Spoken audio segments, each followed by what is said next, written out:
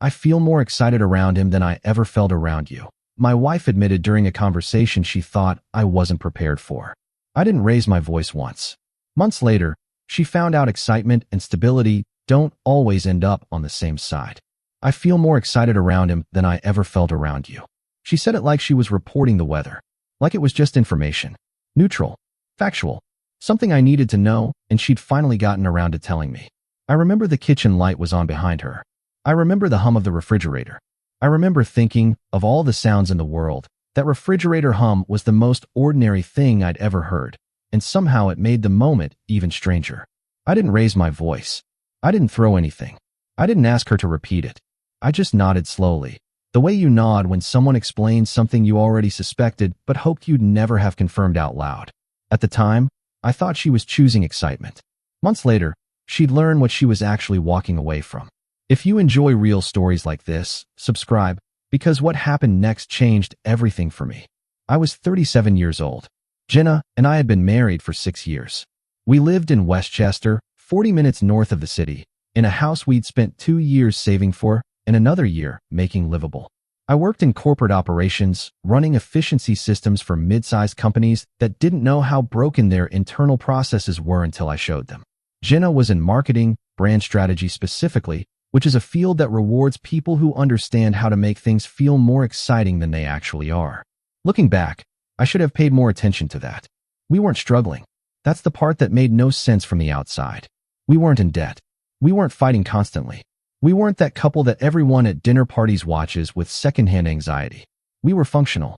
We were, by most measures, doing well. But somewhere in the middle of doing well, Jenna stopped feeling something. And she found someone who gave it back to her. His name was Kyle. She mentioned him for the first time sometime in March. A new hire on her team. Young, apparently. Confident. The kind of guy who pitches ideas in meetings with the energy of someone who's never once had an idea fail. He's really creative, she said at dinner one night. I asked what kind of creative. She said he had a different way of thinking. He came at problems sideways. He didn't follow the usual playbook. I said that sounded interesting. She said it was. That was the whole conversation. I didn't think about it again for 3 weeks.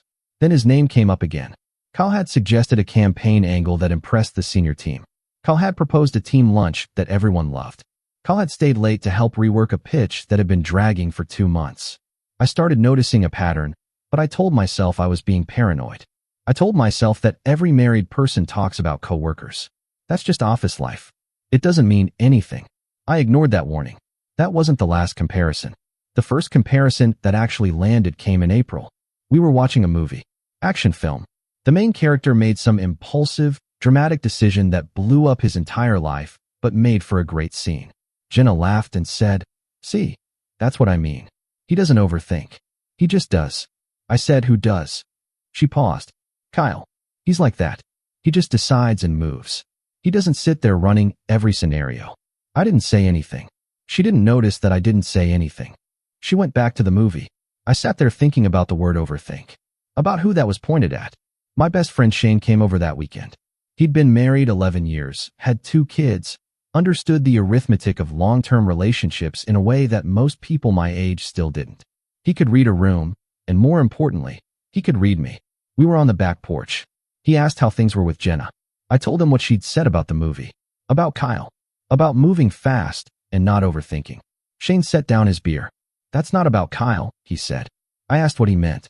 "She's telling you what she wants. She's just using somebody else as the example because it feels safer than saying it directly." I sat with that for a moment. "What does she want?" I asked. Shane looked at me. To feel something spontaneous. Something she didn't plan. I should have heard that louder than I did. May brought a fundraiser. A charity gala for a children's hospital initiative that Jenna's company co-sponsored. Spouses were invited. I went in a suit I hadn't worn since a colleague's wedding 2 years earlier. Kyle was there. I spotted him before Jenna pointed him out, because he was the kind of person you spot without trying. Late 20s, probably. Good-looking in a restless way, like someone who couldn't quite stand still even at a formal event. He had that energy where every conversation looked like the most important one he'd ever had. Jenna's face changed when she saw him. Not dramatically, not in a way she would have noticed.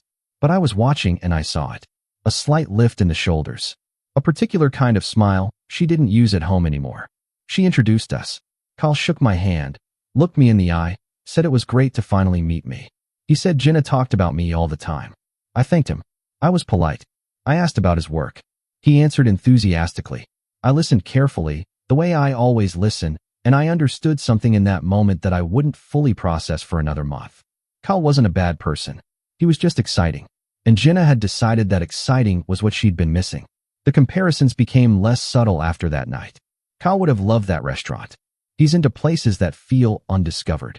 Kyle did this thing at the team meeting where he just rewrote the entire agenda on a whiteboard. Everyone was kind of stunned. I don't know. He just makes things feel more alive. That last one she said on a Tuesday evening in June. She wasn't looking at me when she said it. She was scrolling through something on her phone. It slipped out the way things do when people have stopped thinking about what they're saying around you. Makes things feel more alive. I went to bed that night and stared at the ceiling for a long time. My colleague Devin had noticed. We'd worked together for 4 years. He was the kind of person who paid attention to things other people were too busy to see. We were grabbing lunch near the office when he asked how Jenna was. I gave the standard answer. Fine. Good.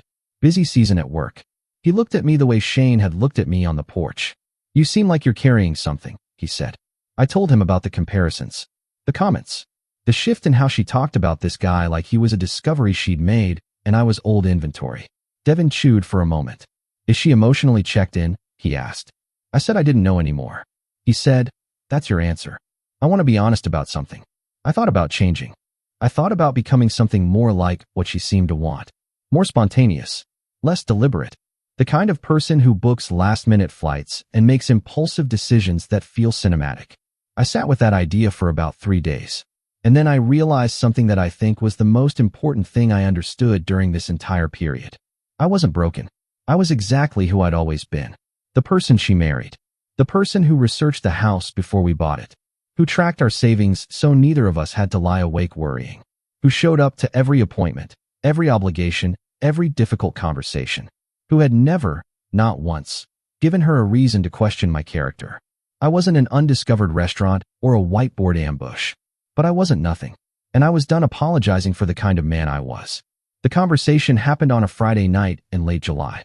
Not during a fight. There was no fight. There was dinner, dishes, and then she sat down on the couch and told me she needed to talk. I sat across from her. She started carefully. She said she'd been feeling disconnected. That something wasn't right, and she'd been trying to figure out what it was. That she wanted to be honest because she thought I deserved honesty. I told her I was listening. Then she said it.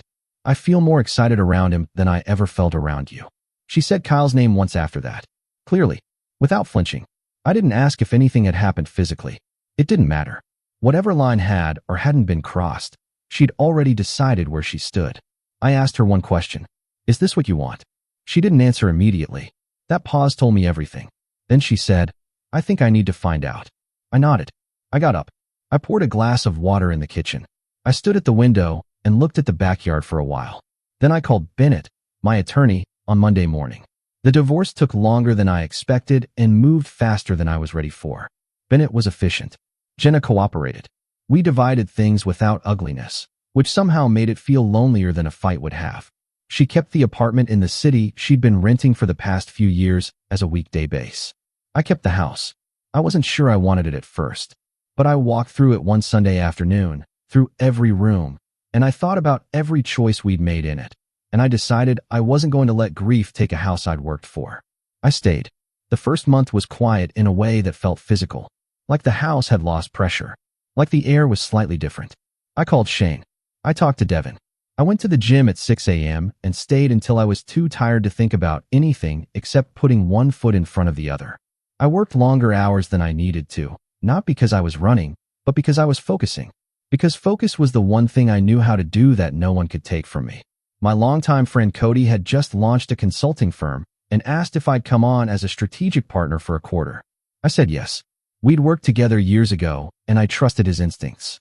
The project turned out to be the right thing at exactly the right time. I wasn't performing recovery. I wasn't posting anything. I wasn't sending signals to anyone. I was just quietly rebuilding the foundation of a life that I was going to have to live in whether or not it felt comfortable yet. The work with Cody led to an introduction to an investor named Sawyer, who was restructuring the operational backbone of a logistics company he'd recently acquired. He needed someone who could identify the pressure points, map the inefficiencies, and build systems that would hold under growth. I'd done exactly this kind of work for 8 years. We talked for 90 minutes over coffee. He offered me a consulting contract the same week. I signed it and felt something I hadn't felt in months. Not excitement, momentum. Meanwhile, my financial advisor Wesley and I met to review everything I'd been building. The investments I'd started 6 years ago that Jenna had found boring. The emergency fund she'd called excessive. The retirement accounts she never asked about because they didn't feel relevant to the life she was living in the present tense. Wesley went through the numbers. Then he looked up and said, "You're in a very solid position." I thanked him. He said, "I mean it. A lot of people come in here after a divorce and we're starting over. You're not starting over. You're actually free to accelerate." That word stayed with me. Accelerate. I want to tell you about Jenna's experience during this time, because this story isn't fair unless you know both sides. Qley was exciting. He was also, as it turned out, not particularly consistent. He made plans and adjusted them. He had moods that shifted faster than forecasts. He was the kind of person who made you feel like the center of everything when he was present, and then became oddly difficult to reach when he wasn't. I learned most of this from Marissa, a mutual friend from our old social circle who stayed in touch with both of us. Not out of loyalty to either side. She was just the kind of person who stayed in everyone's life because she genuinely cared about people and wasn't interested in taking sides. She didn't volunteer details. But when I asked her once, around September, how Jenna seemed, she chose her words carefully. "She seems like she's adjusting to something that turned out to be different than she expected." I didn't push further. I understood what she meant. Jenna's best friend Andrea had reached out to me once, around that same time. Brief. Uncomfortable. She said she wanted me to know she didn't think Jenna had handled things well. She said she'd told Jenna that. I told her I appreciated it, but that she didn't owe me anything. She said, "You were a good husband." Past tense. I thanked her, and we ended the call, and I sat with that for a while. It's a strange thing to be acknowledged for something that didn't save you. October brought an industry conference in Midtown.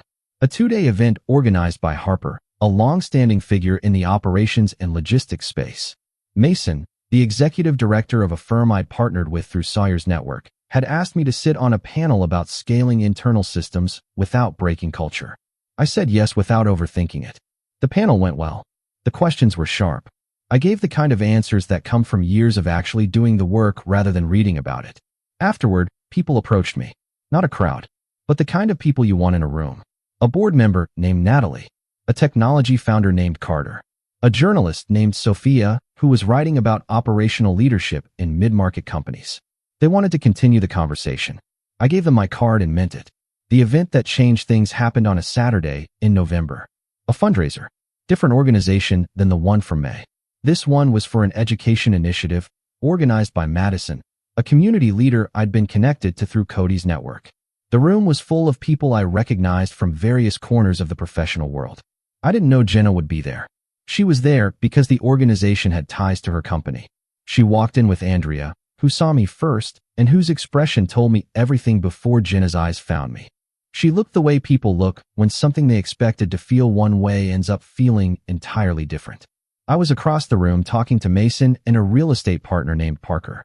I wasn't performing anything. I wasn't standing differently or laughing louder than usual. I was just having a conversation the way I always had conversations. Directly. Attentively. Without needing to be the most interesting person there. I didn't go over to her. I didn't avoid her. She was just in the room, and I was in the room, and the room was full of people who seemed to know me in a way that apparently surprised her. I found out later what she overheard. Marissa told me, not immediately, but a few weeks afterward, because she was at the fundraiser too and had been standing near Jenna when it happened. Natalie, the board member from the conference, had been speaking with someone near where Jenna was standing. Natalie didn't know who Jenna was. She was just talking about the panel, about the speakers, about the one who she said had struck her as the most grounded person in the room. She described me. By professional context. By what I'd said. By how I'd said it. She said, "That's the kind of person you want actually running something. Not performing running it. Actually doing it." The person she was talking to agreed. Then someone else nearby added that I'd recently turned around the operational structure of Sawyer's acquisition ahead of schedule. That the team there had called me the most reliable person they'd worked with in years. Reliable. Grounded. Integrity.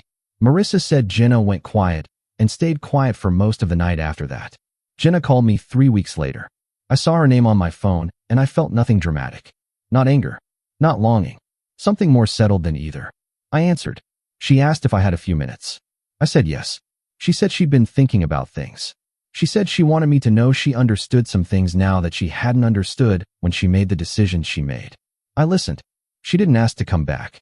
She wasn't calling to pitch a reconciliation. Whatever she'd expected Kyle to be, she wasn't calling me as a fallback. She seemed to know better than to frame it that way. She just said, I think I confused what I felt in the moment for what I actually needed. I told her I appreciated her saying that. There was a pause. She said, You're going to be okay. I told her I already was. And that was the truth. After we hung up, I sat at the kitchen table in the house I'd kept. The same house with the refrigerator that hummed. The same backyard I'd looked at through the window on the night everything ended. The same rooms that had been quiet and strange and slowly, over months, become mine again in a way they'd never quite been before. I thought about the word she'd used that Friday night in July. Excited. I understood what she meant by it. I'd never been the kind of person who generated that feeling easily. I wasn't built for it. I didn't take impulsive swings or fill rooms with noise or pitch ideas like every wall was a whiteboard. I moved the way I moved. Deliberately. Carefully. With my eyes open. The things I'd built because of that. The financial stability, the professional reputation, the relationships with people like Mason and Natalie and Carter, the contract with Sawyer that was already leading to a second engagement, the house that was standing solid in November with the heat running because I'd maintained it. None of those things came from excitement. They came from the patient, unglamorous, frequently unremarkable work of showing up and following through. Every single day, excitement creates a feeling. Stability creates a life. I'd known that. I tried to be that. It turned out she needed to figure it out on her own timeline. I want to be careful here about something. I'm not telling this story because I want you to think less of Jenna. I'm not trying to win a version of this in retrospect. She wasn't a villain. She was a person who confused a feeling for a direction, and by the time she understood the difference, the direction had already changed. That happens to people. It happened to us. The months that followed moved with a kind of quiet clarity I hadn't expected. Logan, a project manager I'd connected with through Carter's network, brought me in on a systems overhaul for a healthcare company that was doubling its workforce. The work was complex and unglamorous and exactly the kind of thing I was good at. Brooks, an executive vice president there, told me in a meeting that in 20 years he'd never seen someone come into a project like this and earn trust as quickly as I had. He wasn't effusive about it. He said it plainly. The way people say things when they mean them. I said thank you. He said, Don't thank me. Just keep doing it. Shane came over in December. We sat on the same back porch where he'd told me about the movie comment, except now it was cold, and we were in jackets, and there was nothing urgent hanging in the air. He asked how I really was. I told him honestly. Better. Not in a performance of healing way. Actually better. Like the foundation had settled, and I could feel solid ground under me again. He nodded. He asked if I missed her. I said I missed the version of things I believed we were building. I didn't miss the end of it. I didn't miss the comparisons or the slow erosion of being measured against someone who was exciting in the way that things are exciting before you understand what they actually are. Shane said, You know she knows. I asked what he meant. She knows what she traded, he said. She'll always know. I thought about that for a moment. Then I said, That's not my weight to carry. He raised his bottle. No, he said. It's not. There's one more thing I want to tell you. A few months after the fundraiser, I was introduced to a former coworker of mine named Claire, who had started a consultancy focused on operations strategy for early-stage companies. She'd heard my name from someone in Sawyer's network. She wanted to explore whether there was a way to collaborate. We met for coffee. She was sharp and direct and had a way of asking questions that made you think about the answer before you gave it. We talked for 2 hours. Near the end of the conversation, she said, I heard a lot about you before we met. I wanted to see if the person matched the reputation. I asked her verdict. She thought about it. More, she said. I think about that July night sometimes. Not often, but sometimes. Not the pain of it. Not the thing she said. But the moment just before it, when the refrigerator was humming and we were two people in a kitchen who were about to stop being who we'd been to each other. I think about the fact that she called what she felt around Kyle excitement. And I think about the fact that she was right. It was excitement. She felt it genuinely, and it pulled her towards something she believed was more alive than what she had.